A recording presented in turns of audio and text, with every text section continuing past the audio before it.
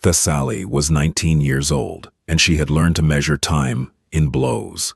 She knew exactly how long the sound of a bottle opening lasted before her mother came looking for her. She knew how many steps it took to reach her room without making a sound on the creaking floor. She knew how to cover a fresh bruise over an old one so the colors wouldn't reveal the frequency. What she didn't know was that outside, in a black car, a man had been watching her for weeks, and that tonight, he had made a decision that would change everything. The kitchen sink was running, and Thessaly stood before it with her hands submerged in water that had gone cold 15 minutes ago. She wasn't washing dishes anymore. She was calculating. If she turned off the water now, her mother would hear the silence and come to check. If she stayed here too long, her mother would accuse her of wasting time. The bruise on her left shoulder throbbed where it pressed against the cabinet. Purple, turning to yellow at the edges, 4 days old now, shaped like the handle of a wooden spoon. Thessaly was 19 years old, and she had learned to measure her life in increments of pain. Outside the narrow window above the sink, the street was empty except for a black car idling near the corner. She had seen it there before. Different times, same car. It didn't belong to anyone on this block. She knew every vehicle that parked here, knew the rhythms of her neighbors' comings and goings, the way prisoners knew the routines of their guards. Behind her, the television droned. Her mother's voice cut through it. "You planning to stand there all night?" Thessaly's shoulders tightened, but she didn't turn. "Almost done. Almost." Her mother's laugh was short and bitter. "You're always almost something, almost useful, almost worth the trouble." The words landed like they always did, not sharp enough to cut anymore, just heavy enough to press down on the weight already there. Thessaly had stopped flinching at them years ago. Words were background noise. It was the silences between them that mattered. The pauses, where her mother's mood could shift without warning. She dried her hands on a dish towel that was more stain than fabric, and moved toward the small table where her mother sat, cigarette burning between two fingers, eyes fixed on a game show where people screamed over prizes they would probably never receive. "There's no milk," Thessaly said quietly. Her mother didn't look up. "So, I could go to the corner store. Before it closes." Now her mother's eyes shifted, assessing. Thessaly knew what she was looking for, signs of attitude, hints of defiance, any excuse to justify what came next. Thessaly kept her face neutral, her voice flat. "If you want," her mother said finally, flicking ash into an overflowing tray. "But don't take all night and don't come back with the wrong kind again." Thessaly nodded and moved toward the door, picking up her jacket from the back of a chair. It was too light for the November cold, but it covered her arms. That was what mattered. Outside, the air bit at her face, and she welcomed it. The 20-minute walk to the store and back was the closest thing she had to freedom, a brief suspension of the constant vigilance required inside those four walls. The black car was still there. Thessaly noticed it the way she noticed everything, peripherally, carefully, without drawing attention to the noticing. She walked past it with her head down, hands shoved into her jacket. Pockets, and she felt rather than saw someone inside watching her. She had learned not to make eye contact with men, had learned that attention of any kind was dangerous, that being noticed meant being vulnerable. So she walked like a shadow, like someone trying to take up as little space as possible in the world. The corner store's fluorescent lights hummed overhead as she moved through the aisles. The owner, Mr. Osgood, glanced up from his newspaper and offered a small nod. He had stopped asking how she was years ago. People in this neighborhood had an unspoken agreement. You didn't ask questions about the things you could see, but chose not to see. Thessaly picked up the milk, whole milk, not 2%, not skim, and a box of her mother's preferred cigarettes. She used the crumpled bills her mother had thrown at her before she left, received her change without counting it, and walked back out into the cold. The black car had moved. It was now parked closer to her building, engines still running, exhaust curling into the night air. Thessaly felt the skin on the back of her neck prickle, but she didn't quicken her pace. Drawing attention to fear was as dangerous as drawing attention to hope. She kept her steps even, her breathing steady, and climbed the 3 flights of stairs to the apartment with the groceries clutched against her chest like armor. Her mother was in the same position, though the cigarette was new, and the show had changed. "Took you long enough," she muttered. Thessaly set the milk in the refrigerator and placed the cigarettes on the table. She waited for what came next, the inspection, the inevitable discovery of something wrong. It didn't matter if she had done everything right. Her mother would find something. "You took money from my purse." Thessaly's stomach dropped, but her face stayed still. "No, you gave me—" The slap came fast, familiar. Her head snapped to the side and her ear rang, but she didn't raise her hand to it. Didn't make a sound. Making sounds made it worse. "Don't lie to me," her mother said, her voice not even raised. That was the worst part, the casualness of it. "I'm not stupid. You think I don't count my money? You gave me $15, Thessaly said quietly, eyes on the floor. "For the milk and cigarettes. There's change on the table." Her mother's hand moved again, this time grabbing a fistful of Thessaly's hair and yanking her head back. Thessaly's breath caught, but didn't become a cry. She looked at the ceiling, at the water stain shaped like a face, and waited. "Watch your mouth," her mother said, her breath sour with vodka and smoke. "You think you're smart? You think you know better than me? No. No, what? No, ma'am." The grip loosened, and Thessaly was shoved backward. She caught herself on the counter, her hip connecting with the edge hard enough to bloom into another bruise by morning. Her mother returned to her chair, to her show, as if nothing had happened. Thessaly stood there for a moment, her scalp burning, her hip throbbing, and felt the familiar numbness settle over her like a blanket. This was normal. This was every day. This was the shape of her life. And she had long ago stopped imagining it could be different. She went to her room, barely large enough for a mattress on the floor, and a plastic crate where she kept her few belongings, and closed the door as quietly as possible. Locking it would only make things worse later. She sat on the mattress and pulled her knees to her chest, wrapping her arms around them. Through the thin walls, she could hear the television, her mother's occasional cough, the sound of a bottle being opened. And outside, 3 stories down, the quiet idle of an engine that never seemed to turn off. The man in the black car had a name, though few people dared to use it casually. Caspian Nero. He was 34 years old and had been running the Northeast Territory for 6 years, longer than most men in his position survived. He had climbed to power young, not through recklessness, but through a particular kind of controlled precision that made older men nervous and younger men envious. He didn't speak unless necessary, didn't make threats he wouldn't execute, didn't make promises he couldn't keep, and he noticed things. It was a habit born from necessity, from years of reading rooms and reading people, of understanding that survival in his world required seeing what others overlooked. He noticed patterns, inconsistencies, the small tells that revealed larger truths. He had noticed Thessaly 3 weeks ago. It wasn't dramatic. She hadn't stumbled into his path or cried out for help. She had simply existed in the periphery of his awareness. A girl who walked to the corner store every few nights, always at the same time, always in a jacket too thin for the weather, always with her head down. At first, she was just another face in a neighborhood full of them.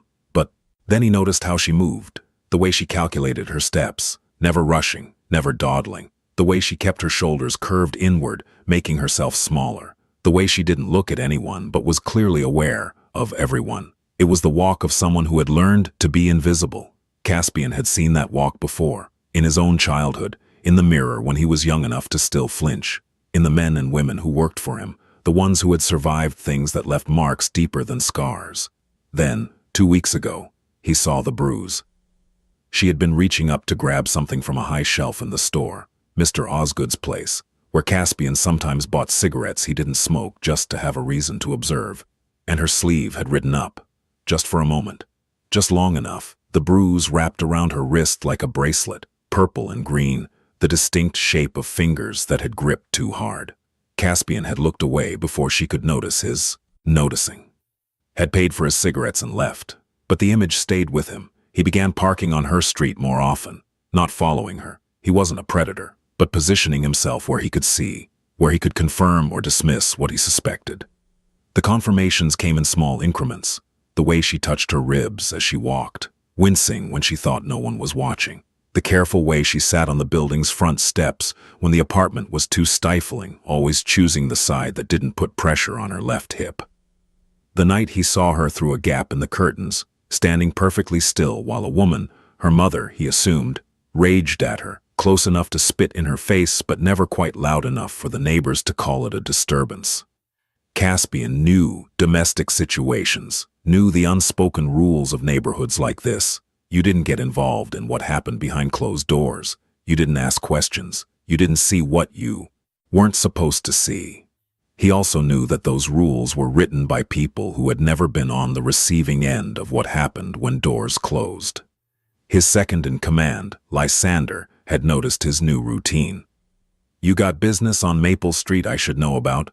Lysander asked one night as they sat in the back room of a restaurant that Caspian owned but never ate in. Caspian didn't look up from the ledger he was reviewing. "No. You're there a lot. I'm aware of where I am." Lysander was quiet for a moment, then tried again. "If there's a problem." "There's not." But that wasn't quite true. There was a problem. It just wasn't the kind Lysander would understand. It wasn't about territory, or money, or respect. It was about a girl with bruises she tried to hide, and the particular kind of sick feeling Caspian got in his stomach when he saw someone being systematically broken. He had killed men for less, but this wasn't about killing. It was about something more complicated, something that required patience and planning. Because taking someone away from a bad situation wasn't as simple as showing up and making demands, not if you wanted them to survive what came after. So he watched, and he waited, and he began to formulate a plan that had nothing to do with the business he ran and everything to do with the man he had decided to be when he wasn't being that business. Thessaly's mother had not always been cruel. There had been a time, vague now, like a dream half-remembered, when her mother had smiled, when she had sung while cooking, when she had brushed Thessaly's hair at night and called her sweetheart instead of burden. But that was before Thessaly's father left, before the bills stacked up and the bottles appeared, before disappointment calcified into rage and rage became routine.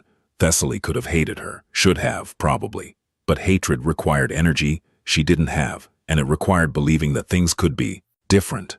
Belief was dangerous. Belief led to hope, and hope led to the sharp, cutting pain of having that hope destroyed.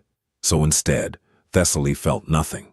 Or rather, she felt everything, and had learned to categorize it, file it away, exist alongside it, without letting it touch the part of her that still needed to survive. She was good at surviving. She had learned to anticipate moods, to read the tightness in her mother's jaw, or the particular way she held her cigarette that meant the night would be bad. She had learned which words would escalate and which would deflate. She had learned to make herself useful enough to keep, invisible enough to ignore.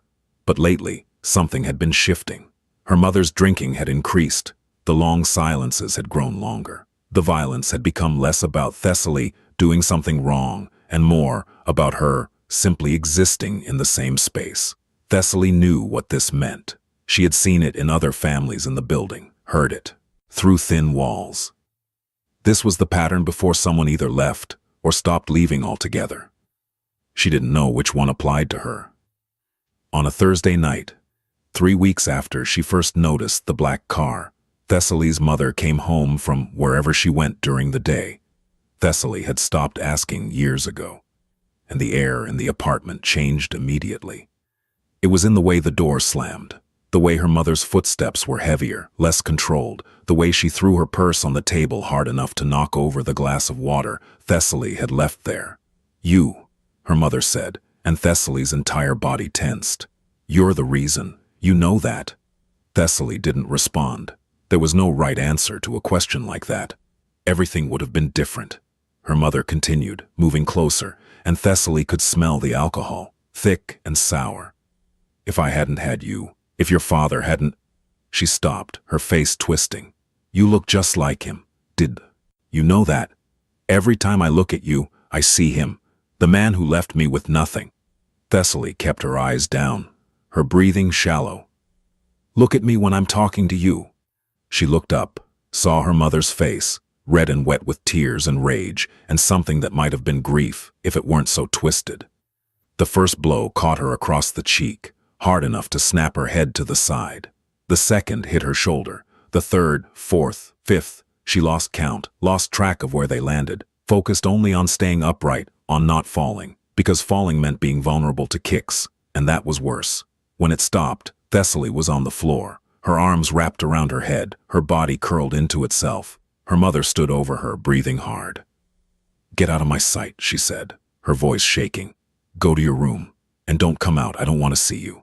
Thessaly crawled to her room, closed the door, and sat with her back against it. Her face felt hot and swollen. Her ribs screamed when she breathed. Her shoulder was on fire. She didn't cry. Crying made noise, and noise brought attention, and attention made everything worse. Instead, she sat in the dark and counted her breaths, waiting for her body to stop shaking, for the pain to level out into something manageable. Outside, the black car was there again. She could see it from the small window if she turned her head, but turning her head hurt, so she just listened to the distant sound of its engine and wondered, in a distant, disconnected way, who sat inside and what they were waiting for. Caspian saw her fall, not literally. The curtains were drawn, the windows closed. But he saw her go into the building walking normally and didn't see her come out again.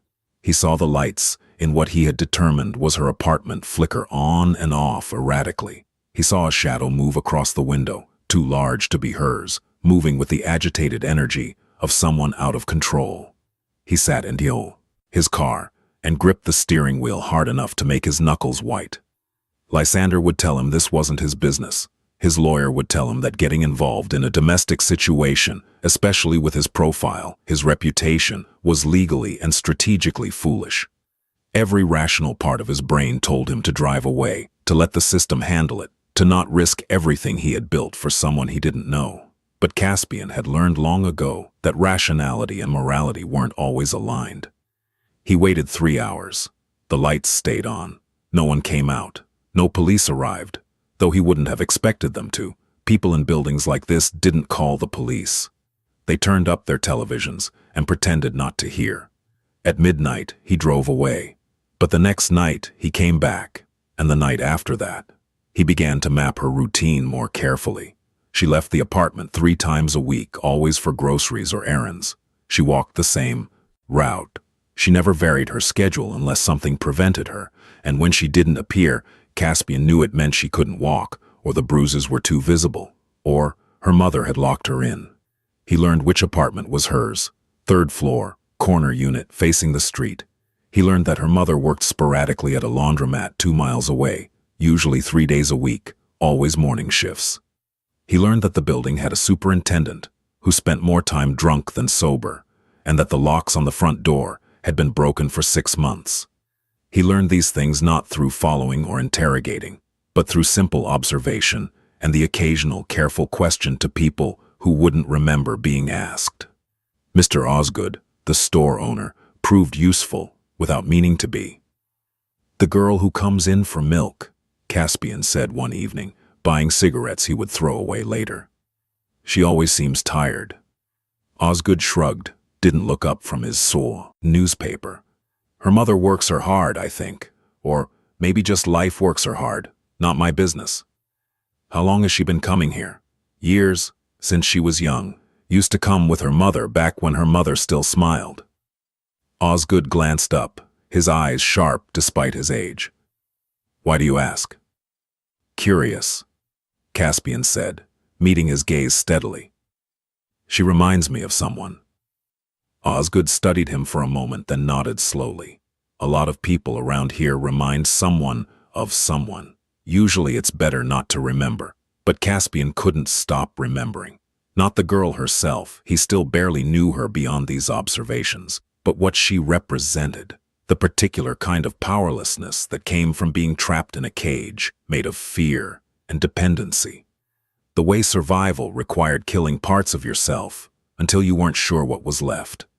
He had lived that, had survived it, had promised himself that if he ever had power, he would use it to make sure others didn't have to. It was the only promise he had kept from childhood. 3 weeks into his observation, something changed. Thessaly stopped coming out at all. 4 days passed with no sign of her. The lights in the apartment stayed on at odd hours. He saw her mother come and go, stumbling, carrying bottles. But no Thessaly. On the 5th day, He saw her in the window. Just for a moment. Just long enough to see that she was moving carefully, like someone whose ribs hurt.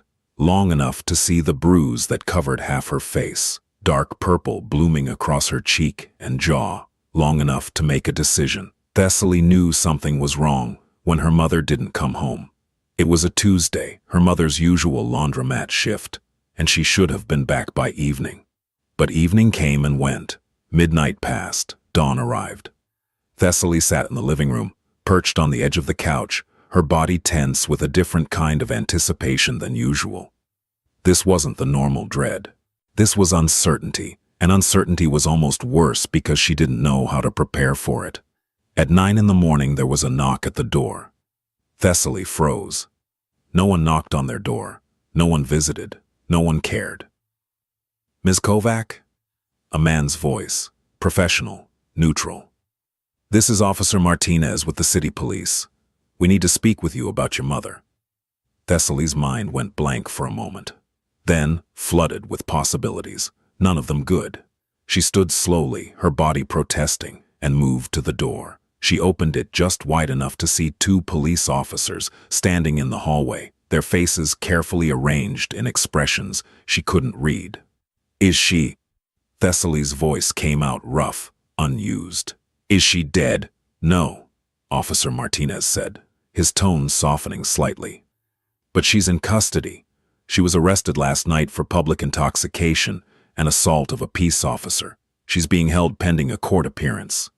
Thessaly didn't feel relief, or worry, or fear. She felt nothing except a strange, distant curiosity about what was supposed to happen next. "We need to ask you some questions," the other officer said, a woman with kind eyes that made Thessaly instinctively distrust her. "May we come in?" Thessaly stepped back and let them enter. They looked around the apartment with the trained observation of people who had seen worse, but were still documenting this particular variety of worse. Officer Martinez pulled out a notepad. "How old are you?" 19. "And you live here with your mother?" "Yes." "Anyone else?" "No." The female officer moved closer, her eyes on Thessaly's face, on the bruise that Thessaly hadn't bothered to cover, because there was no point anymore. "Do you feel safe here?" It was a strange question. Thessaly almost laughed. "Safe from what?" "From your mother." Thessaly's face stayed neutral. "She's not here." "That's not what I asked." They went back and forth like this for 20 minutes. The officers asking questions, Thessaly answered with the minimum information required, building a case she knew they would do nothing with. She had heard this script before, had seen social workers come and go when she was younger, had learned that the system was very good at asking questions and very bad at doing anything about the answers. Finally, they left, but not before Officer Martinez handed her a card with a number she would never call and said, "If you need help, reach out." Thessaly closed the door behind them and stood in the silent apartment. Her mother would be released eventually, would come home angry, humiliated, looking for someone to blame, and Thessaly would be here because where else could she go? She had no money, no friends, no relatives who cared whether she lived or died. The only life she knew existed within these walls, and the only survival strategy she had was to endure until her mother's rage burned itself out. But for now, for this moment, the apartment was empty. Thessaly moved through it slowly, carefully, as if walking through a museum. She touched the kitchen counter where she had stood so many times, calculating how to avoid the next blow. She looked at the couch where her mother sat every night, drinking, smoking, broadcasting her disappointment into the universe. She went to her mother's room, a space she was forbidden to enter, and stood in the doorway. The bed was unmade, bottles lined the nightstand, clothes covered the floor. And on the dresser, in a small wooden box that had once held jewelry, Thessaly found $300 in crumpled bills. Her mother's emergency money, hidden, but not well enough. Thessaly stared at it for a long time, her heart beating faster than it had during the entire police visit. $300. Enough to leave. Enough to buy a bus ticket to somewhere, anywhere. She picked up the money. felt its weight in her hands. Then she put it back. Because leaving required believing she deserved to leave, required believing there was somewhere better to go, required hope, and hope was the most dangerous thing of all. She closed the box, left the room, and went back to her own space to wait for whatever happened next. Caspian heard about the arrest through his network, the same network that kept him informed about everything that happened in his territory, from major deals to minor disturbance. Woman on Maple Street got picked up last night, Lysander mentioned over coffee the next morning. Public drunk, assaulted a cop who tried to calm her down. They're holding her for a couple days probably. Caspian kept his face neutral. Name? Kovac. Marlena Kovac. Lives in that rundown building at the corner, the one that should have been condemned 5 years ago. Caspian nodded slowly, processing. Marlena Kovac, Thessaly's mother, in custody, which meant Thessaly was alone. How long are they holding her? Lysander raised an eyebrow. Why do you care? I don't, Caspian said. Just curious about what's happening in the neighborhood. Since when do you care about petty arrests? Since always. Information is information. Lysander didn't push it, but Caspian could feel the question hanging in the air. His interest in Maple Street had not gone unnoticed. Eventually, he would need to provide an explanation that satisfied his organization's curiosity without revealing too much, but not yet. He spent the day working through legitimate business, the restaurants, the real estate holdings, the investments that made his operation look clean from the outside. His mind, though, kept returning to a girl in an empty apartment, alone, for probably the first time in years, and what that might mean. He could leave her alone, let the system work, let the police follow up, let Thessaly make her own choices. Or he could do what he did best, take action based on information and planning. By evening, he had made a decision. The knock came at 7 p.m. Thessaly was in the kitchen, eating cereal from a cup, because all the bowls were dirty, and she didn't have the energy to wash them when she heard it. 3 firm knocks, evenly spaced, not aggressive but not tentative. She set down the cup and moved to the door, her heart rate picking up. The police again, maybe, or a social worker, or her mother, somehow released early and locked out. She looked through the peephole and saw a man, not a police officer, not anyone she recognized. He was tall, dark-haired, wearing a suit that looked expensive even through the distorted glass. He stood with perfect posture, hands visible, clearly aware of the peephole and positioning himself so she could see he wasn't a threat. Thessaly didn't open the door. Who is it? My name is Caspian Nero. His voice was deep, calm, the kind of voice that didn't need to be raised to be heard. I need to speak with you. It's important. I don't know you. I know, but I know you. Or, rather, I've seen you. I've been watching your building. Thessaly's blood went cold. I'm calling the police. The police were already here this morning. They left. And they'll come back probably tomorrow and they'll ask you more questions you won't answer honestly because you've learned that honesty doesn't help. Then they'll leave again, and eventually your mother will come home. Thessaly said nothing, her hand on the doorknob, her mind racing. I'm not here to hurt you, Caspian continued. I'm here to offer you a choice, but I need you to open the door so we can have this conversation like adults, not through 2 inches of wood. How do I know you're not? She didn't finish the sentence. Didn't need to. You don't. You have no reason to trust me. But I'm asking you to open the door anyway, because what I have to say, you need to hear.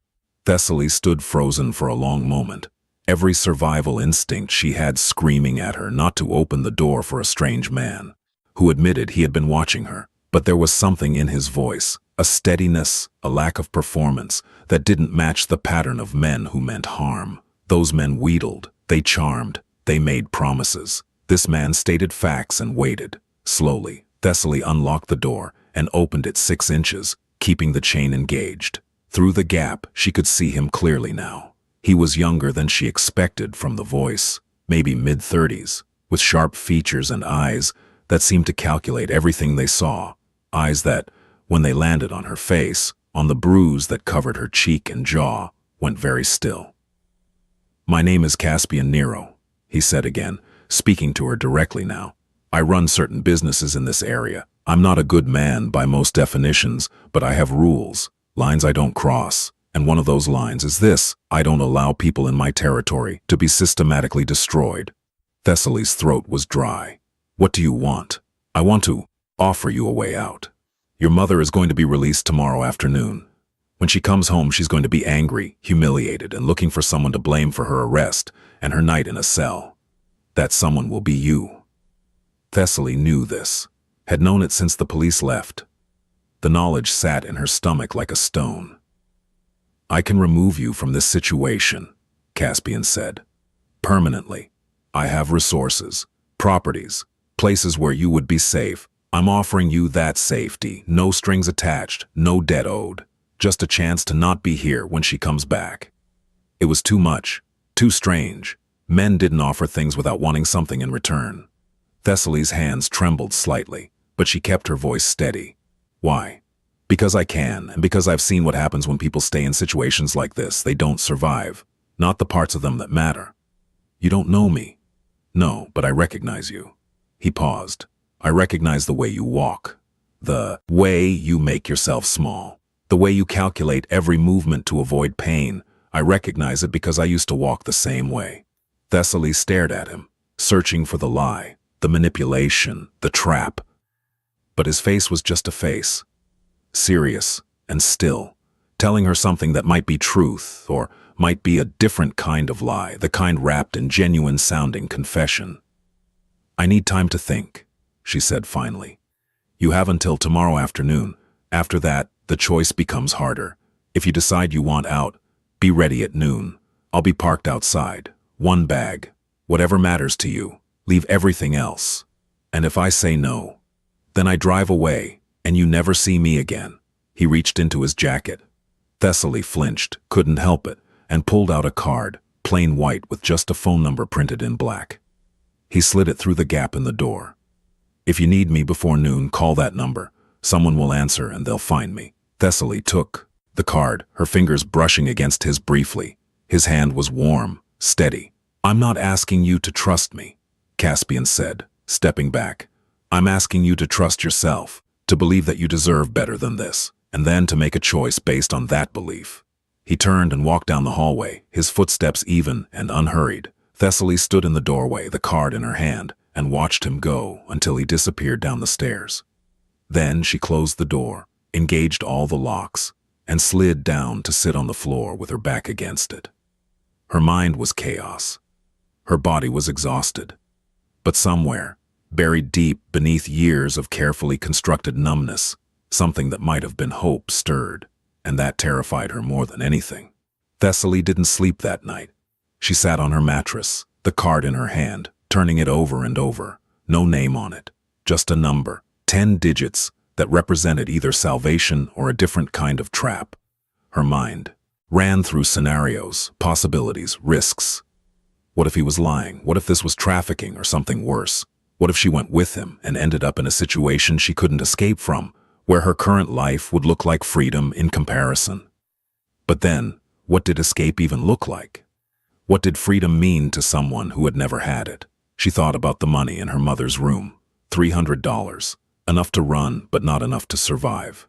She had no ID, no job history, no references. She was 19 years old and had never had a bank account, never signed a lease, never done any of the things that made a person legally real in the world.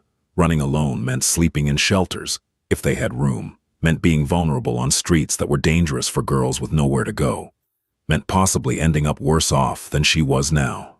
At least here, she knew the rules, knew the patterns, knew how to survive. But did she want to survive, or did she want to live? And were those two things the same? The question exhausted her. She lay down, still fully clothed, and stared at the ceiling until dawn turned the room gray. At 10 a.m., she made a decision. She pulled out the one bag she owned, a worn backpack she had used for school years ago, before her mother decided education was a waste of time.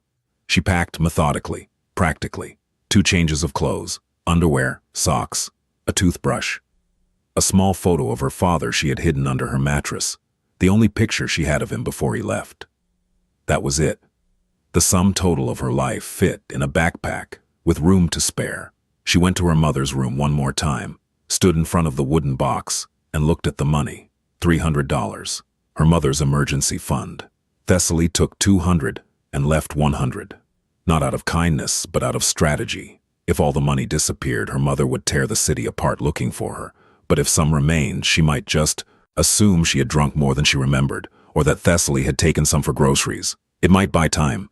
She folded the bills and tucked them into her bra, the safest place she could think of. At 11:30, she wrote a note. Not because she wanted to, but because not leaving one would be suspicious. Had to go. Don't look for me.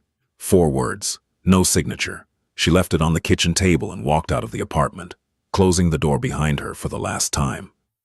The hallway was empty. The building was quiet. She walked down the 3 flights of stairs slowly, each step feeling heavy and light at the same time. Outside, the November air was cold, and the black car was already there, engine running, exhaust visible in the chill. Thessaly stood on the sidewalk, the backpack over one shoulder, and looked at it. This was the moment, the choice. She could walk toward the car, or she could walk away. Nobody was forcing her. The man, Caspian, had said he would leave if she said no. She could still go back upstairs. Could tear up the note. Could put the money back. Could wait for her mother to come home and take whatever came next. The car's passenger window rolled down, and Caspian's face appeared. He didn't smile, didn't beckon, just looked at her steadily, waiting. Thessaly took a breath that hurt her ribs, adjusted the backpack, and walked forward. The car was warm inside, clean. It smelled like leather and something else, something expensive that Thessaly didn't have words for. She sat in the passenger seat, the backpack on her lap, her hands gripping it tight. Caspian didn't speak immediately. He rolled the window back up, checked his mirrors, and pulled away from the curb smoothly. They drove in silence for 10 minutes before Thessaly found her voice. "Where are we going?" "Safe house. About 40 minutes from here. It's clean, secure, and no one will look for you there." "Why are you doing this?" Thessaly asked, not because she expected a real answer, but because the silence was somehow worse than talking. Caspian kept his eyes on the road. "I told you, I have rules. That's not a reason. It's the only reason I'm going to give." Thessaly looked out the window, watching the familiar streets give way to less familiar ones. She was leaving the only neighborhood she had ever known, getting into a car with a man who claimed to be in the Mafia, trusting him because... Why? Because he had nice eyes, because his voice sounded steady. "You could be taking me anywhere," she said quietly. "I could, but I'm not." "How do I know that?" Caspian glanced at her briefly. "You don't. But at some point, you had to choose between certain harm and possible harm. You chose possible. That's not weakness. That's survival instinct. Or stupidity. Time will tell." They fell silent again. Thessaly's hands were shaking now that the adrenaline was fading.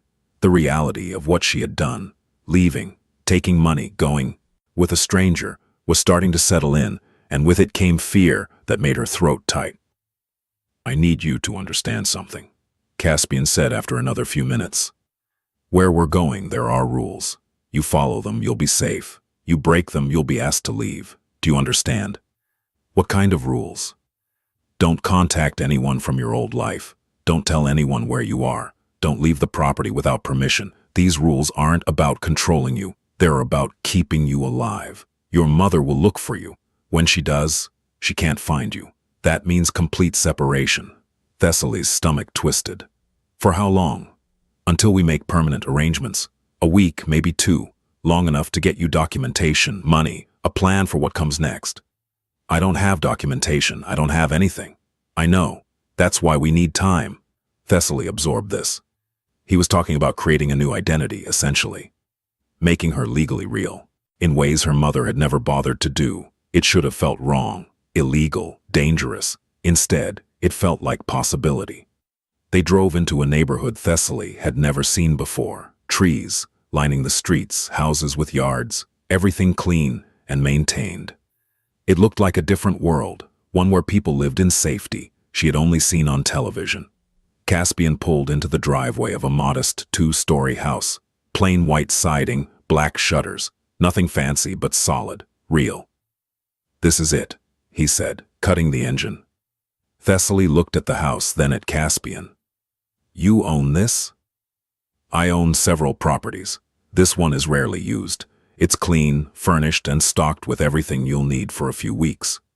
He got out of the car, and after a moment Thessaly followed. Her legs felt weak, unsteady. Everything was happening too fast, and yet somehow not fast enough. Caspian unlocked the front door and stepped inside, waiting for her to follow. Thessaly crossed the threshold and found herself in a living room that looked normal. Couch, television, coffee table, curtains drawn, everything clean and impersonal, like a hotel room.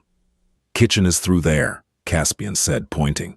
Bedrooms upstairs, bathroom on each floor. You can take whichever room you want. There's food in the refrigerator and pantry, basic supplies in the bathrooms, clothes in various sizes in the closets. Take whatever fits. Thessaly stood in the middle of the room, still holding her backpack, trying to process all of this. I'll have someone check on you every few days, Caspian continued. Her name is Soledad. She works for me, and she's safe. She'll bring anything you need. Otherwise, you're alone here. Television works. There's books, no computer, no phone. That's for your safety, not punishment. How do I contact you if something goes wrong? Soledad will have a way to reach me. For now, nothing should go wrong if you follow the rules. Thessaly nodded slowly. None of this felt real. She felt like she was watching herself from outside her body, watching a girl who looked like her stand in a stranger's house and accept that this was her life now. I'll leave you to settle in, Caspian said, moving toward the door. Soledad will come tomorrow. Wait, Thessaly said, the word coming out before she could stop it. He turned. Why did you notice me? She asked. Out of everyone. Why me? Caspian was quiet for a moment, and Thessaly saw something shift in his expression, something that might have been memory or regret. Because you reminded me of someone I couldn't save, he said finally, and I decided I was done living with that kind of regret. Then he left, closing the door behind him with a soft click. Thessaly stood alone in the silent house, her backpack still in her hands, and felt the full weight of her choice settle over her. She had left, she was here, she was safe, and she had no idea what to do with any of it. Caspian sat in his car for a full minute before starting the engine. He had done it, had intervened, had removed her from the situation. Now she was safe, at least physically, and the rest would unfold according to the plan he had carefully constructed. But a part of him, the part that still remembered being young and powerless and trapped, knew that physical safety was only the first step. The harder part was what came next, teaching someone who had survived by making themselves small how to exist in a space where they were allowed to be whole. He pulled out his phone and called Lysander.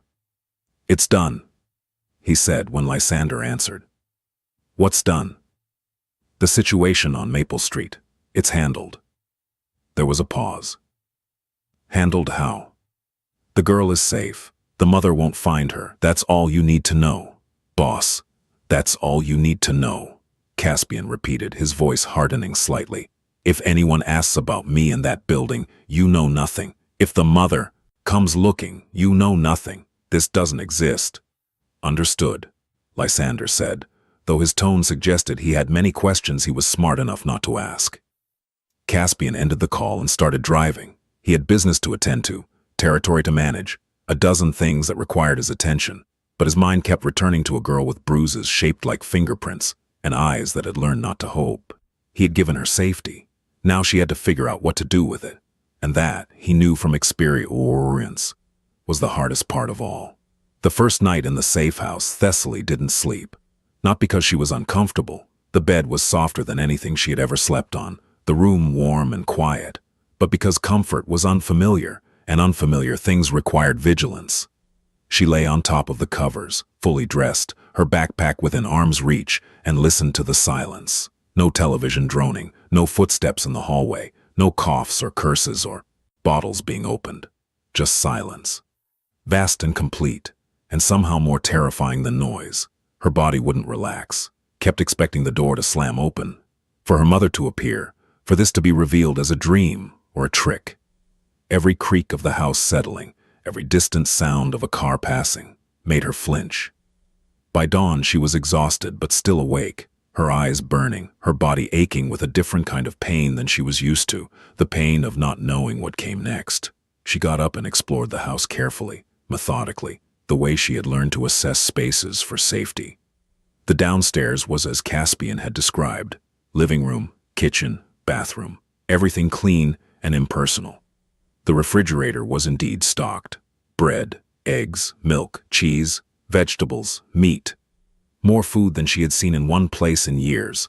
Upstairs there were 3 bedrooms, one clearly the master, larger with an attached bathroom, the other 2 smaller, simpler. Thessaly chose the smallest, the one farthest from the stairs. It had a window overlooking the backyard, a closet with clothes hanging neatly on hangers in various sizes, and a dresser with folded items in the drawers. She tried on a few pieces, jeans that fit better than her own, a sweater that was clean and soft. Looking at herself in the bathroom mirror, wearing clothes that weren't stained or torn, she almost didn't recognize the person looking back. The bruise on her face was still vivid, purple and yellow and green, impossible to hide. Her eyes looked too large, too dark, ringed with exhaustion. Her hair needed washing. She looked like exactly what she was, a girl who had been beaten and was now hiding. She spent the day moving through the house cautiously, touching things lightly, as if they might disappear. She made herself eat, though food felt strange in her stomach, too rich after years of cheap cereal, and whatever her mother left behind.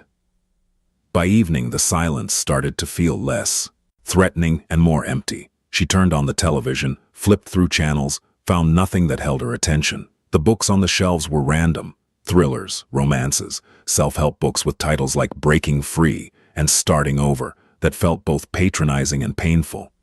She settled on a cooking show, watched people make elaborate meals in bright kitchens, and tried to imagine a life where food was something joyful instead of just fuel. When darkness fell, she locked every door, checked every window, and went back to her chosen bedroom. This time she got under the covers, closed her eyes, tried to sleep, and failed again. Soledad arrived the next afternoon. Thessaly heard the car pull up, saw a woman in her 50s get out carrying grocery bags, and felt her entire body tense. She watched through the window as Soledad walked to the front door and knocked, not pounding, just 3 firm knocks, the same rhythm Caspian had used. "Thessaly," Soledad called, through the door. "My name is Soledad. Caspian sent me. I'm going to leave groceries on the porch and then step back. You can open the door when you're ready." Thessaly watched her do exactly that. Set down the bags, step back 10 feet, and wait with her hands visible. Slowly, Thessaly unlocked the door, opened it, and looked at the woman. Soledad was stocky, practical-looking, with gray-streaked dark hair pulled back, and eyes that seemed kind, but not in the performative way that made Thessaly distrust kindness. "Hello," Soledad said, not moving closer. "I'm not going to come in unless you want me to. I'm just here to bring food and see if you need anything." Thessaly looked at the bags on the porch. "Thank you. How are you settling in?" It was such a normal question, so ordinary. Thessaly didn't know how to answer it. "It's fine," she said finally. Soledad nodded as if this answer meant something. "Caspian said you might need some things, toiletries maybe, personal items. I brought some basics, but if there's anything specific, you can tell me." "I don't have a list." "That's okay, think about it, I'll come back in 3 days." Soledad pulled a small notepad from her pocket and a pen. "My number is on here. If something goes wrong, if you feel unsafe, if you need help, anything, you call this number, someone will answer. They'll find me or Caspian. Understand?" Thessaly took the notepad, looked at the number written in neat handwriting. "The house phone works for outgoing calls," Soledad continued. "But it can't receive incoming calls. That's for security. And I know Caspian told you not to contact anyone from before, but I'm telling you again because it's important. If your mother finds you, she will hurt you, and not just physically. She'll drag you back into a life that will kill you slowly. You understand that?" Thessaly nodded. She understood, had known it even before leaving. Her mother's rage at being abandoned would be limitless. "Good, then we're clear. Soledad smiled slightly. I brought some real coffee. The good kind. It's in the bags. And some pastries from a bakery downtown. You look like you could use something sweet. I don't like charity, Thessaly said, the words coming out harder than she meant them to. It's not charity. It's payment. For what? For having the courage to leave. That takes more strength than most people have. Soledad's expression softened. I know you don't trust this yet. Don't trust me. Don't trust Caspian. Don't trust any of it. That's smart. But trust is earned through consistency. I'll show up when I say I will. I'll bring what I promise. And eventually maybe you'll believe that not everyone is waiting to hurt you. She turned to leave, then paused. One more thing. There's a journal in one of the desk drawers upstairs. Blue cover. You don't have to use it, but sometimes writing things down helps when thinking them is too loud. Thessaly watched her get back in her car and drive away. Then she collected the bags from the porch, brought them inside, and locked the door again. Among the groceries and toiletries, she found the coffee and pastries. Also, fresh vegetables, real butter, eggs, cheese. Things her mother had never bought because they cost more than the cheapest options. She made coffee, strong, black, and tried a pastry that tasted like honey and almonds and something else she couldn't identify. It was the best thing she had ever eaten, and that made her want to cry for reasons she didn't fully understand. That night, she found the journal Soledad had mentioned. Blue cover, blank pages, a pen tucked into the spiral binding. She opened it to the first page and stared at the emptiness. She had never been good with words, had never kept a diary, or written down thoughts. But the silence of the house was pressing on her, and Soledad was right. Thinking was too loud. She picked up the pen and wrote, Day 2. I don't know what I'm doing. Here. I don't know if I made the right choice. I don't know how to be safe because I don't know what safe feels like. My face still hurts. My ribs still hurt. But it's a different kind of hurt because no one is making it worse. I'm scared all the time. But it's a different kind of scared. I don't know if that's better or worse. She closed the journal, put it back in the drawer, and went to bed. This time she slept for 3 hours before waking from a dream where her mother was breaking down the door. It was progress, even if it didn't feel like it. The days began to blur into a pattern. Wake up, tense and vigilant. Shower in water that was always hot. Eat food that was always available. Move through the house, touching things, learning the space.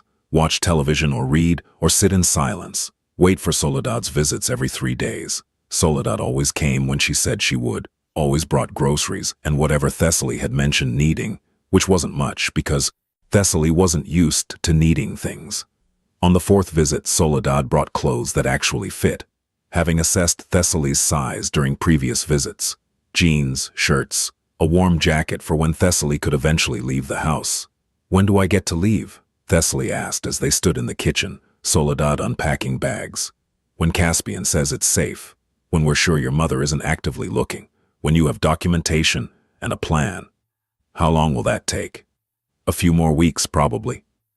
Thessaly's hands clenched. A few more weeks of being locked in a house, even a nice house, even a safe house. It was still a cage, just a prettier one, Soledad noticed. I know it's hard, but freedom with preparation is better than freedom with nothing. You run too soon, you'll end up on the streets or worse. You wait, you'll have options. I don't like waiting. No one does. But you've survived worse than waiting. It was true, and Thessaly hated that it was true. On the 5th visit, Soledad brought a laptop. Caspian said you need education, Soledad explained, setting it on the kitchen table. High school diploma, at least. He's arranged for online courses. You'll work through them at your own pace. When you finish, you'll have credentials that are real and legal. Thessaly stared at the laptop. I haven't been to school in years. That doesn't mean you're not smart. It just means you're behind. But behind isn't permanent. Thessaly opened the laptop, found it already set up with her name, her real name, which somehow made this all more real. The courses were basic: math, English, history, science. Things she should have learned years ago if her mother hadn't pulled her out of school to save money and keep her at home.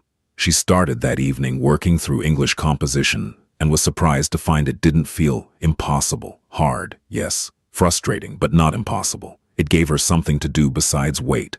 something to focus on besides fear.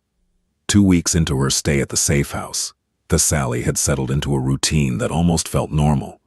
Wake at dawn, shower, eat breakfast, work on courses for 3 hours, make lunch, read or watch television, work on courses for another 2 hours, make dinner, write in the journal, sleep.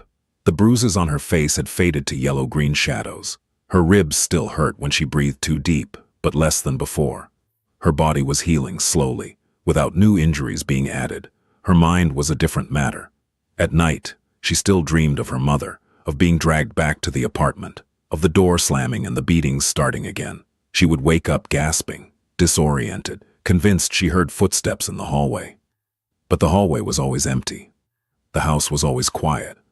And eventually, her heart would slow and she would remember where she was, safe. For now, Soledad noticed the exhaustion during her visits. "You're not sleeping," she said one afternoon, studying Thessaly's face. "I sleep enough." Sleeping and sleeping well aren't the same thing. Soledad paused. "Have you thought about talking to someone? A therapist?" Thessaly's automatic response was defensive. "I don't need therapy." Everyone who's been through what you've been through needs therapy. That's not weakness, that's acknowledging reality. "I don't want to talk about it." You don't have to talk about anything you don't want to. But having someone listen when you're ready might help. Thessaly didn't respond, and Soledad didn't push. That was one thing Thessaly appreciated about her. She made suggestions, but didn't demand. Offered help, but didn't force it. "Caspian wants to meet with you," Soledad said after a pause. Thessaly's head snapped up. "Why?" "To discuss next steps. Your documentation is almost ready. He wants to talk about what happens after you leave here." Fear spiked through Thessaly's chest. "When?" "Tomorrow, afternoon. I'll drive you to his office. It's safe. Private location, no one will see you. But he needs to go over plans with you, make sure you understand your options." Thessaly's hands trembled slightly. She hadn't seen Caspian since he dropped her off. Hadn't spoken to him. He had been a presence in the background, the person funding this safety, arranging her future. But not a real person. Now he would be real again, and she would have to face him and make decisions about a life she still barely believed she deserved. "Okay," she said quietly. "Tomorrow." Soledad nodded. "I'll pick you up at 2. Wear the nice clothes I brought last week. This is business." The next afternoon, Thessaly dressed carefully in the dark jeans and gray sweater Soledad had specified. She looked at herself in the mirror and saw someone who almost looked normal. Clean, fed, rested enough to pass. The bruises were gone. Her hair was brushed. She looked like a regular 19-year-old instead of someone who had been beaten daily for years. It felt like a disguise. Soledad arrived exactly at 2, and Thessaly got into the car with her stomach in knots. They drove for 30 minutes deeper into the city until they reached a neighborhood of office buildings and upscale restaurants. Soledad pulled into a parking garage beneath a tall building and parked in a reserved spot. "4th floor," she said. "Suite 412. Caspian is expecting you." Thessaly got out of the car, her legs unsteady. Soledad walked with her to the elevator, pressed the button for the 4th floor, and gave her an encouraging nod as the doors closed. The ride up felt too fast. The hallway was empty, carpeted, lined with doors bearing numbers and business names. Suite 412 had a plain brass plate that said only Nero Enterprises. Thessaly knocked.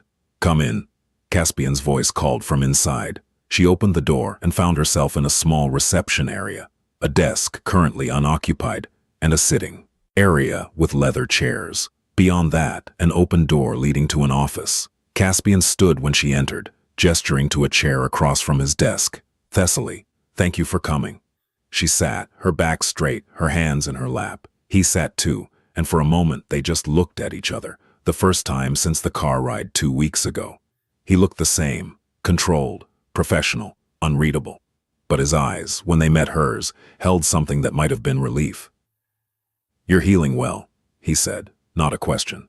"Yes." "Soledad says you're working on your GED courses. Yes. Good. He pulled a folder from his desk and slid it across to her. These are your documents. Birth certificate, social security card, state ID, all legitimate, all legal. Your name, your birth date, everything accurate. You're real now, officially. Thessaly opened the folder with shaking hands and looked at the cards and papers bearing her name. These simple pieces of paper that made her exist in the eyes of the law. How? You don't need to know how. Just know that they're real and they'll stand up to any check. With these, you can get a job, open a bank account, rent an apartment, live a normal life. Thessaly stared at the documents. What do I owe you for this? Nothing. That's not how the world works. Everything costs something. Caspian leaned back in his chair. You're right. Everything does cost something. What this cost me was money and time, both of which I have enough of. What it cost you was leaving everything you knew, even if what you knew was killing you. We're even. It doesn't feel even. It's not about feelings. It's about facts. You needed help. I provided it. Now we move forward. He pulled out another folder, thicker this time. These are your options. I've arranged 3 possibilities for you, and you get to choose which one you want. He opened the folder and spread out papers in front of her. Option 1. I have a friend who runs a community college 2 hours upstate. He's agreed to admit you for the spring semester, full scholarship, with campus housing. You finish your GED in the next month. You start school in January. You'll have a place to live, an education, and distance from here. Thessaly's throat tightened. College. You're smart enough. You're motivated enough. Why not? I've never... She stopped. I don't know if I can do that. You don't have to decide now. That's option 1. Option 2. I have a property manager who needs an assistant. She'll train you, pay you a real salary, provide an apartment as part of the compensation. You'll learn a trade, build a resume, have independence. It's stable, practical work. And option 3? Option 3 is you take time. I have another safe property, this one with a job placement program attached. You spend 6 months learning skills, computer work, office management, whatever interests you. At the end, they help you find employment and housing. It's slower, but it builds a foundation. Thessaly looked at the papers, at the 3 paths laid out in neat folders, and felt overwhelmed. These were real choices, real possibilities, things she had never imagined for herself. Why are you doing this? She asked again, the question she kept asking because she still didn't understand. Caspian was quiet for a long moment. Then he said, When I was 15, I watched my mother get beaten by my father every night for 3 years. I was too young, too powerless to stop it. When I finally got old enough, strong enough, I killed him. Thessaly's breath caught. I'm not telling you this to shock you or to bond over trauma. I'm telling you so you understand. I know what it looks like when someone is being systematically destroyed. I know what it costs to survive it. And I decided a long time ago that if I ever had power, I would use it to make sure other people didn't have to make the choice I made. He met her eyes steadily. You deserve better than what you had. Now you have the chance to build it. These options aren't charity. They're what should have been available to you all along. Take them, or don't, but know that you earned them just by surviving. Thessaly's hands were shaking. She looked down at the folders, at the future spread out in documents and possibilities. What happens if I fail? She asked quietly. You won't. But if I do, then you try again. That's what people with options get to do. They get to fail and try again. That's what safety means. The freedom to fail without it destroying you. Thessaly picked up the folder for option 1, the college. Read through the details. A real education, a real degree, a real chance to be someone other than the girl who got beaten. Can I think about it? You have 2 weeks. Then Soledad will help you move to whichever option you choose. But Thessaly. He waited until she looked up at him. Whatever you choose, you're not alone in it. Soledad will check on you. I'll make sure you have what you need. You're not being abandoned into this. You're being supported through it. Thessaly nodded, not trusting her voice. One more thing, Caspian said, his voice gentler. Your mother has stopped looking for you. Thessaly's head snapped up. What? She filed a missing persons report the day after you left. Police came, asked questions, did a minimal investigation. Then she withdrew the report, told them you were an adult and had the right to leave. Why would she? Because I made it clear that if she continued to look, if she tried to find you, there would be consequences. She understood. Thessaly's stomach twisted. What kind of consequences? The kind I don't need to detail. Just know that she won't find you, she won't look. You're free of her. Free. The word didn't feel real. Freedom was a concept, not an experience. Thessaly had no idea what it actually felt like, but sitting in this office, looking at folders full of futures, holding documents that made her real, maybe this was the beginning of learning. Thank you, she said, the words feeling inadequate. Caspian shook his head slightly. Don't thank me. Just build something worth the cost of leaving. Thessaly chose the college. It wasn't an easy decision. The property management job was safer, more practical, a clear path to stability. The 6-month program was gentler, less demanding, allowed for more time to heal. But something in her responded to the college option with a feeling she barely recognized. Hope. She had never been allowed to imagine herself as educated, as someone who could sit in classrooms and learn things that mattered, as someone with a degree and a future that wasn't just survival. So she chose it, even though it terrified her. Soledad helped her prepare over the next 2 weeks. They went shopping for college supplies, notebooks, pens, a laptop that was nicer than the one at the safe house. They bought clothes that looked like what college students wore, not too nice, not too worn. They packed everything carefully into suitcases that weren't falling apart. You'll do well, Soledad said on the drive up to the campus. You're smarter than you think you are. I'm scared, Thessaly admitted. Good. Fear means you care. It's the people who aren't scared who usually fail. The campus was small, nestled in a town that felt impossibly far from the city. Trees everywhere, old brick buildings, students walking between classes looking normal, unburdened, like education was something they deserved. Thessaly's dorm room was tiny, but private, a single because Caspian had arranged it that way. A bed, a desk, a window overlooking a quad, where students threw frisbees and studied on blankets. Soledad helped her unpack, showed her where everything was, the dining hall, the library, the academic buildings. Then, standing in the doorway ready to leave, she pulled Thessaly into a brief hug that Thessaly didn't know how to return. You call me if you need anything, Soledad said. Anything at all. I'm 2 hours away. I can be here. Okay? I mean it, Thessaly. You're not alone. Then she left, and Thessaly was alone in a dorm room at a college she still couldn't quite believe she was attending. The first semester was brutal, not because the work was impossible, but because Thessaly was so far behind. Math, that other students had learned in high school, felt like a foreign language. English composition assignments assumed knowledge of books she had never read. History courses referenced events she had only vaguely heard of. She spent nights in the library, working until her eyes burned, until the words blurred together. She went to every office hour, asked every question, took every opportunity for extra credit. Her professors noticed. Some pitied her. Others respected her effort.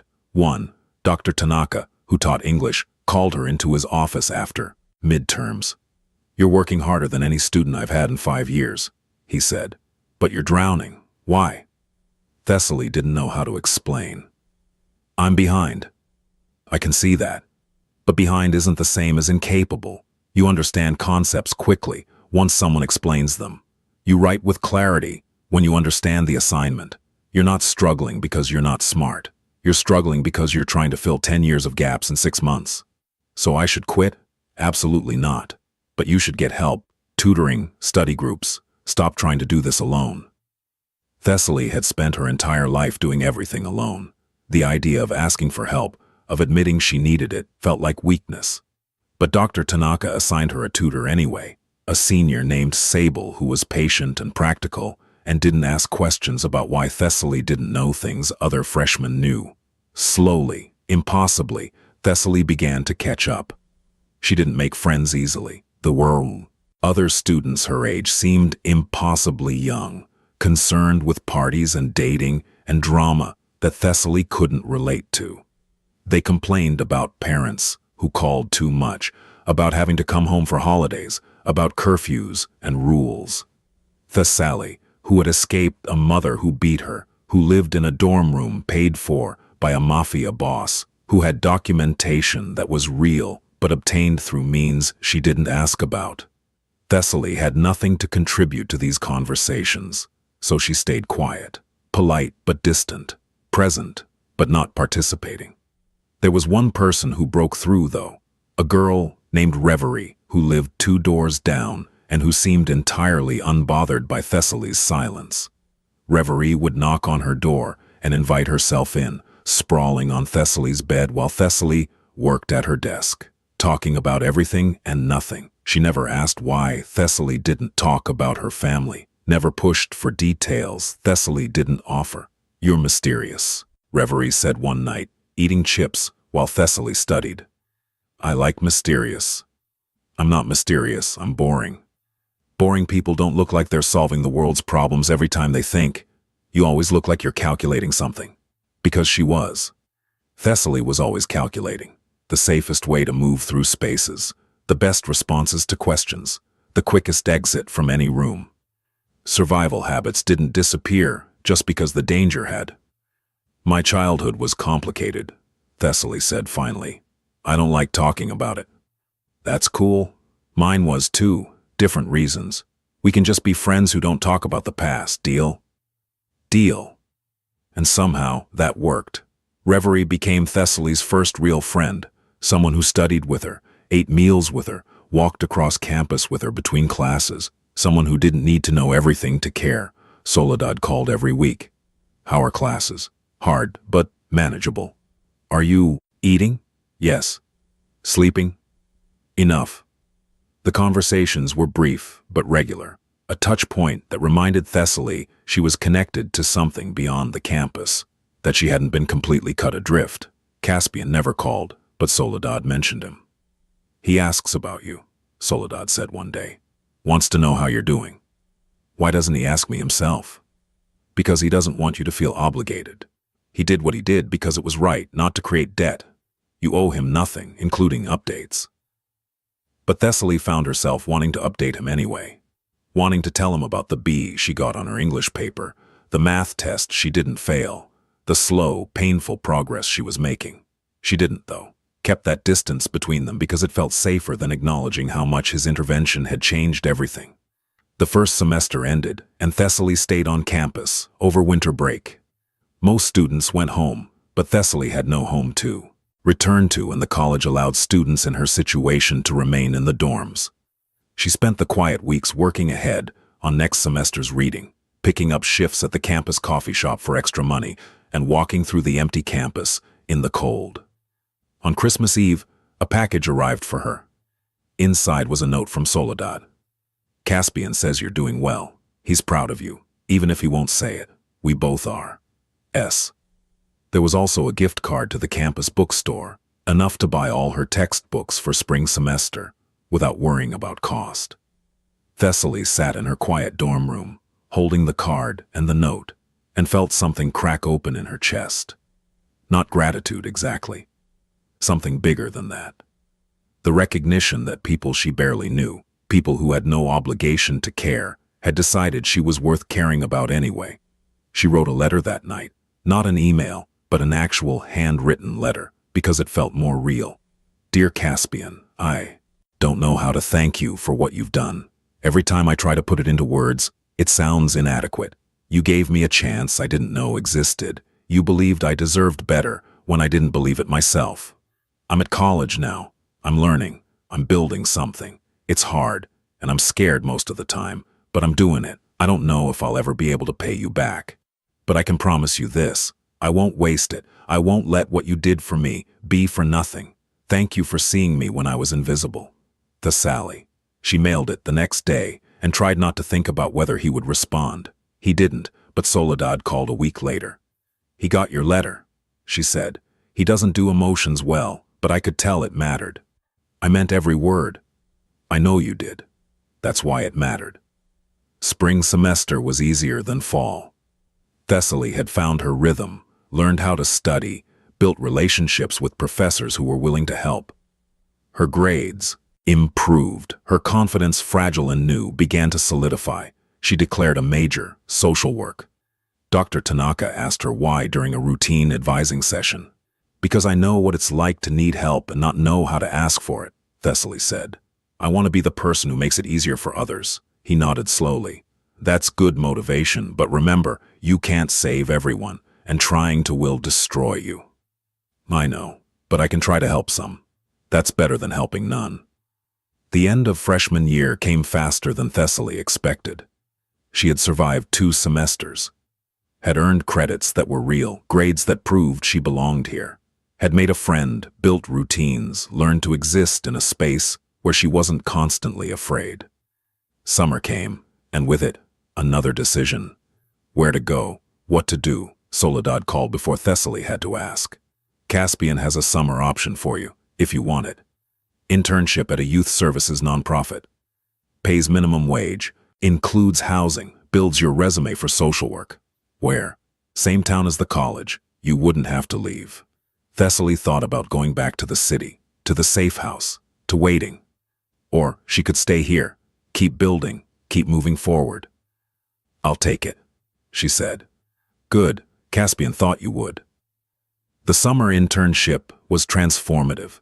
Thessaly worked with kids who reminded her of herself, quiet, guarded, surviving rather than living. She learned how to talk to them without demanding trust, how to offer help without making them feel weak, how to create safety without creating dependency. She learned that trauma left marks that didn't always show, that healing wasn't linear, that sometimes survival was the best anyone could manage, and that was enough.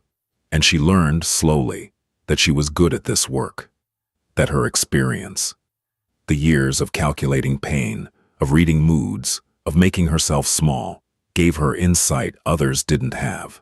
She could see the signs, could recognize the patterns, could intervene before things got worse, because she knew exactly what worse looked like. By the end of summer, her supervisor offered her a part-time position during the school year. "You have a gift for this," she said. "Don't waste it." Thessaly didn't plan to. Sophomore year began with Thessaly feeling something she had never felt before: stability. She had a routine, had work she cared about, had friends, not many, but real ones, had professors who knew her name and saw her potential. She still had nightmares sometimes, still flinched at sudden movements, still calculated exits and assessed danger even when there was none. But she also had moments, quiet, unexpected moments, where she realized she wasn't afraid, where she walked across campus and felt like she belonged, where she sat in class and believed she deserved to be there, where she looked in the mirror and recognized the person looking back. 2 years after, leaving her mother's apartment, Thessaly stood in the office of the nonprofit where she had interned, now working there part-time while finishing her degree. A young girl, 14, bruised, terrified, sat across from her, and Thessaly saw herself in a way that no longer hurt quite so much. "You're safe here," Thessaly said quietly. "I know you don't believe that yet, but it's true. And I know that because I was exactly where you are, and I survived, and now I'm here." The girl looked at her with eyes that recognized the truth of shared experience. "What if I can't do it?" the girl whispered. "You can, because you already are. You came here. You asked for help. That's the hardest part. Everything after is just steps." Thessaly gave her the resources, the phone numbers, the plans for safety, and when the girl left, Thessaly sat at her desk and thought about the distance between who she had been and who she was becoming. 2 years. 2 years of sleeping without fear most nights. 2 years of building something instead of just surviving. 2 years of learning that safety wasn't just the absence of pain, it was the presence of possibility. She pulled out her phone and did something she had never done before. She called Caspian directly. He answered on the 3rd ring. "Thessaly." "Hi." She hadn't planned what to say. "I just wanted to tell you that I'm okay. Better than okay. I'm building something real, and it's working." There was silence then. "I know. Soledad keeps me updated. I know she does. But I wanted you to hear it from me. What you did, taking me away from there, giving me options, believing I was worth saving, it changed everything. You changed everything." Caspian corrected quietly. I just removed obstacles. You did the work. We can both be right. A sound that might have been a laugh. We can. I don't know if I'll ever stop being grateful, Thessaly said. Then don't stop. But also don't let gratitude become debt. You don't owe me your life. You owe yourself the life you're building. Thessaly smiled, feeling tears she didn't try to stop. Deal. They talked for a few more minutes. About school, about work, about nothing important. Then they said goodbye, and Thessaly sat in her small office, in the non-profit where she helped people like she had been, and felt something settle in her chest. Peace. Quiet, hard-won, real peace. 3 years after leaving her mother's apartment, Thessaly graduated from college with a degree in social work and a job offer from the non-profit where she had worked throughout school. She stood on the stage in a cap and gown that felt borrowed, accepting a diploma that had her name printed on it, and looked out at the audience. Soledad was there, smiling wide, taking pictures. Next to her sat Caspian, looking uncomfortable in formal settings, but present anyway. They were the closest thing to family she had now. Not because they shared blood, but because they had chosen her and she had chosen them back. After the ceremony, standing in the sunshine while other graduates celebrated with their families, Thessaly approached Caspian. "Thank you for coming," she said. "I wouldn't have missed it. I mean it. Thank you for everything, for noticing, for intervening, for giving me a chance when you didn't have to." Caspian looked at her for a long moment, his expression unreadable. Then he said, "You know what I see when I look at you." "What?" "Someone who survived. Someone who chose to leave. Someone who took the chance they were given and built something worth living for. That's all you. I just opened a door. You walked through it." Thessaly felt tears well up, but didn't fight them. "I walked through it because you showed me it was there. Maybe, but you still had to walk." They stood in comfortable silence for a moment, two people connected by an intervention that had changed both their lives, hers, obviously, but his too, in ways he would never fully articulate. "What happens now?" Caspian asked. "I start my job in 2 weeks. I have an apartment lined up, small, but mine. I have plans, a future, things I never imagined for myself." "Good, that's exactly what should happen." "And you, what happens to you?" Caspian smiled slightly. "I keep doing what I do, running my businesses, maintaining my territory, and occasionally noticing people who need noticing." "Thank you," Thessaly said one more time, because it still felt important to say.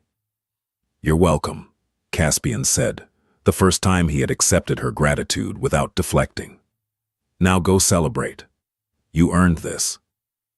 5 years after leaving her mother's apartment, Thessaly sat in her own office in the non-profit, now the director of youth services, having worked her way up through competence and dedication.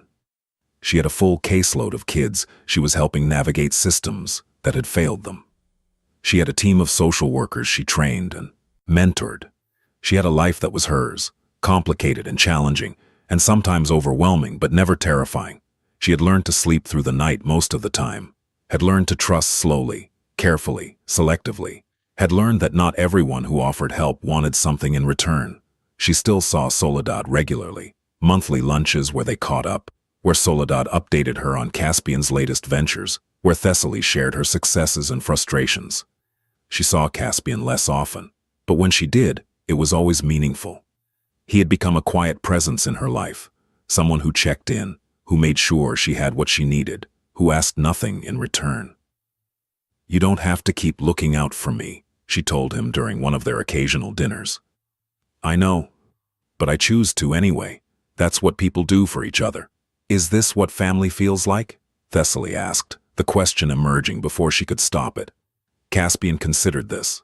"I think family is what you make it.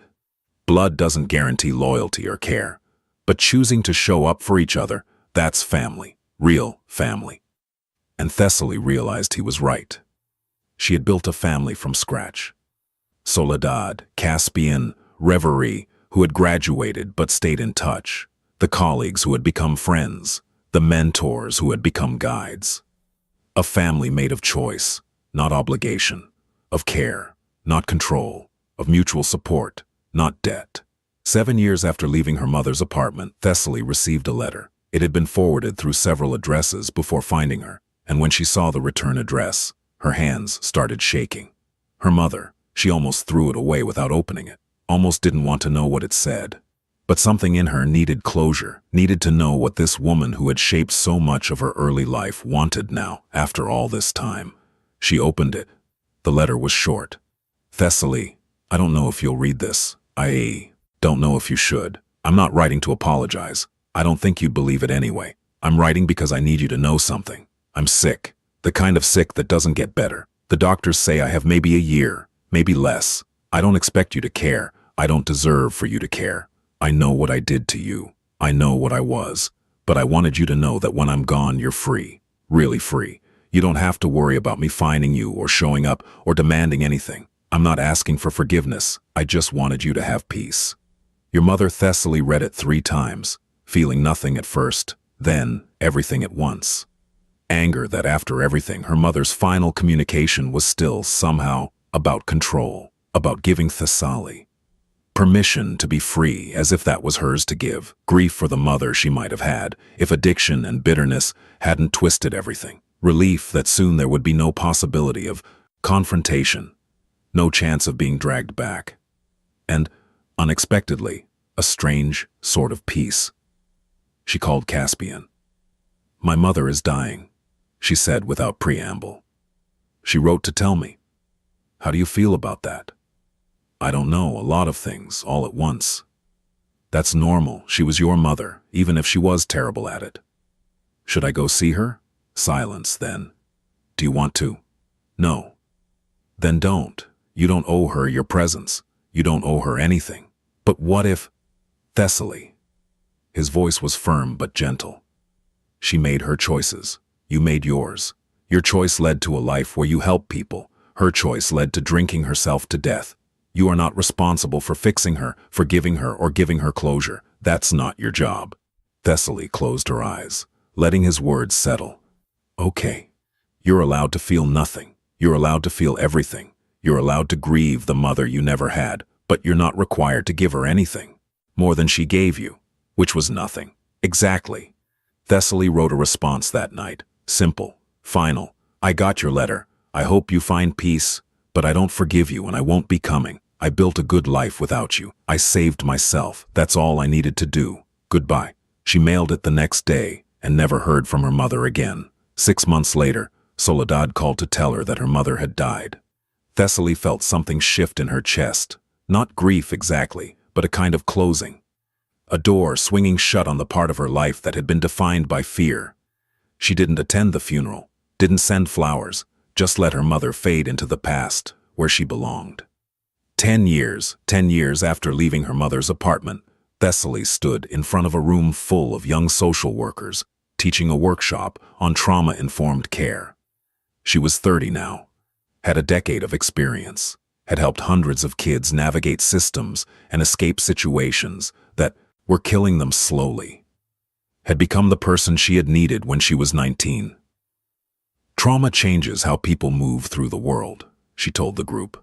Your clients will be hypervigilant. They'll calculate exits. They'll struggle to trust. They'll test boundaries to see if you're real or if you're like everyone else who failed them. She paused. The best thing you can do is be consistent. Show up when you say you will. Do what you promise. Don't make exceptions for bad behavior, but don't punish them for protecting themselves either. Just be steady, be safe, be real. A hand went up on Boy Shao. How do you know all this? Thessaly smiled slightly. Because I was one of them. And someone decided I was worth saving. Now I pay that forward. After the workshop, she drove to the neighborhood where she now lived. Nothing fancy, but clean and safe and hers. She had a small house with a garden she was learning to tend. Had a cat named Shadow, who was skittish but learning to trust. Had a life that was quiet and full and completely her own. That evening, she sat on her porch with a cup of coffee, watching the sunset, and thought about the girl she had been. Silent, terrified, covered in bruises, convinced that was all she would ever be. That girl would never have believed this life was possible, But that girl had made a choice, had walked through a door a stranger held open, and had spent 10 years building something worth living for. Thessaly pulled out her phone and texted Caspian. "Thank you, still, always." His response came a few minutes later. "You're welcome, always." Simple words, but they carried the weight of a decade of choosing to see someone, choosing to act, choosing to believe that people could be more than their worst circumstances. Thessaly finished her coffee, went inside, and locked the door, not out of fear, but out of habit. A good habit, a safe habit. And for the first time in her life, she slept through the night without dreaming of violence. She had left behind the girl who calculated pain and became the woman who calculated possibilities. And that, finally, was freedom.